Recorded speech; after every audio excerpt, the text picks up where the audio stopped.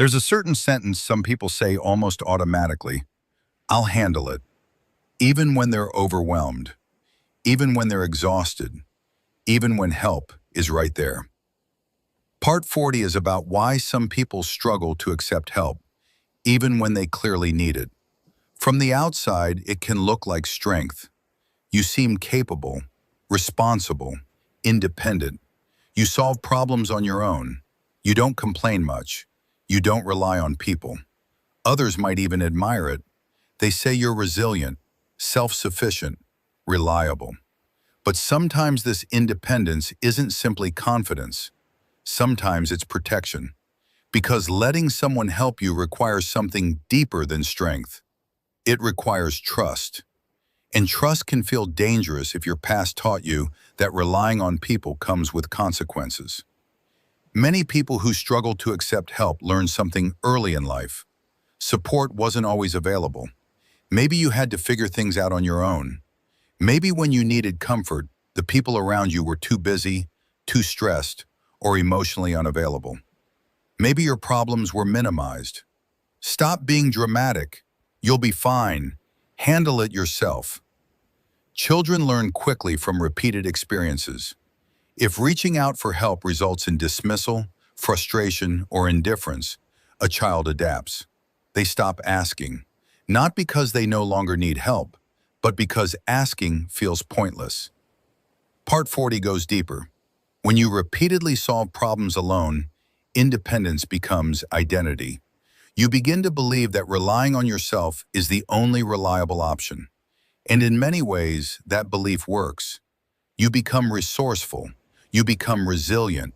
You become capable of handling situations that might overwhelm others. But there is a hidden cost. Because when independence becomes extreme, it turns into hyper-independence. And hyper-independence is not freedom. It's armor. Armor built from experiences where vulnerability felt unsafe.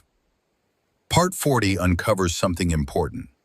Accepting help requires vulnerability. It means admitting that you're struggling. It means letting someone see a part of your life that isn't perfectly controlled.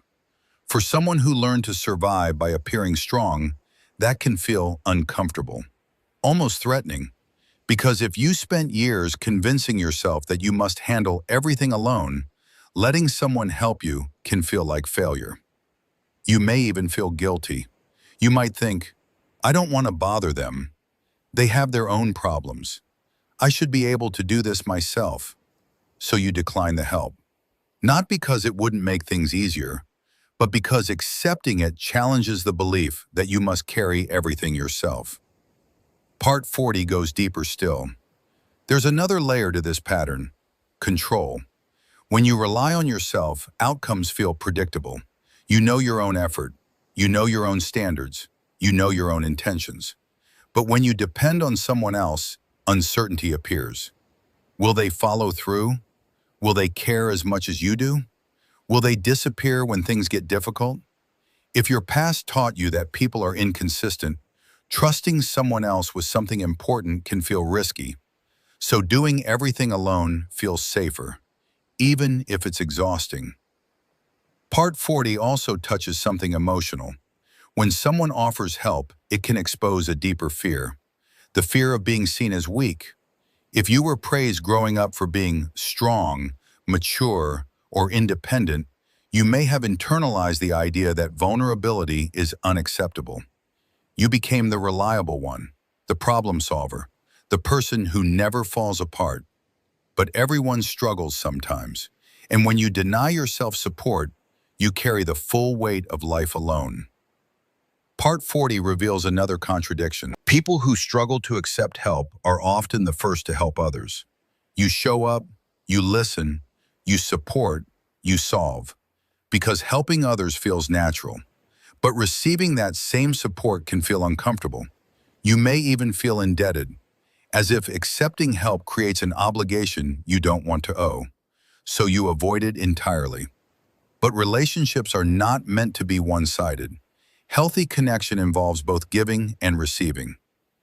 Part 40 reaches something deeper. When you allow someone to help you, you allow them to care for you. And for some people, that level of emotional openness feels unfamiliar. If you grew up feeling responsible for your own stability, letting someone support you can feel like giving up control. But support is not the same as dependence. Accepting help does not erase your strength. It simply acknowledges that you don't have to carry everything alone. Part 40 moves toward healing. Learning to accept help starts with small moments. Let someone assist with a simple task. Let someone listen when you're struggling. Let someone show up for you. Not because you can't handle things yourself, but because connection makes life lighter. Trust doesn't appear instantly, it grows slowly. Through repeated experiences where someone shows up and proves they care. And over time, your nervous system begins to learn something new. Not everyone disappears. Not everyone dismisses your needs. Not everyone sees vulnerability as weakness. Part 40 ends with this. You became strong because you had to. You learned to rely on yourself because at some point you had no other option.